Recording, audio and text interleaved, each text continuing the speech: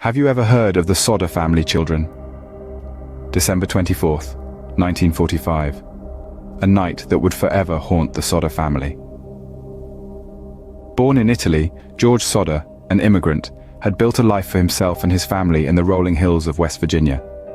He and his wife, Jenny, were the proud parents of 9 children, their home filled with laughter and love.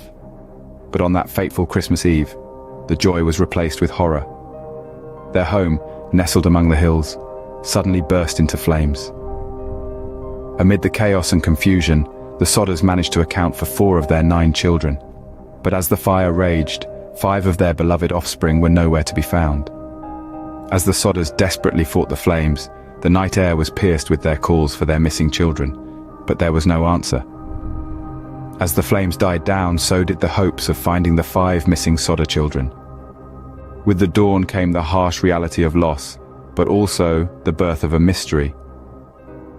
As the sun rose over the Sodder home, the initial investigation into the fire commenced. The conclusion was grim. The authorities believed the missing Sodder children had tragically perished in the flames. But something didn't add up. The Sodder parents, gripped by a mix of grief and disbelief, refused to accept this conclusion. They pointed to a curious lack of remains, a detail that contradicted the grim theory. Determined to uncover the truth, the Sodders hired a private investigator. As the investigator delved deeper into the case, a series of strange discoveries arose. A ladder that was usually propped against the house was found in a nearby embankment. The household appliances, despite the fire, were strangely intact. Perhaps most unsettling was the story of the insurance salesman who, after being turned away by Mr. Sodder, allegedly exclaimed, "Your goddamn house is going up in smoke, and your children are going to be destroyed." Each of these peculiarities added a new layer of intrigue to the case. The initial conclusion of the authorities began to look increasingly shaky. The Sodders' conviction that their children had not perished in the fire only grew stronger. Each clue only deepened the mystery, the shadows growing longer over the Sodder children's fate. Decades passed, but the questions remained, refusing to be buried.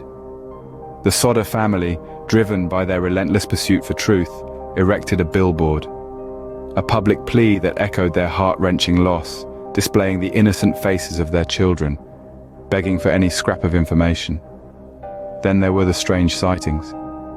Whispers of children who resembled the Sodders, scattered across the country, each one a glimmer of hope snuffed out by the harsh wind of reality. And who could forget the picture that arrived in the mail? A grown man who bore a striking resemblance to one of the missing boys. Could it be? Or was it just another cruel twist of fate? As the clues piled up, so did the theories.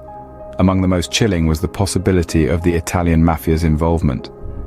Some speculated that George Sodder's outspoken criticism of Mussolini had made him a target, his children collateral damage in a vendetta born of political disagreement.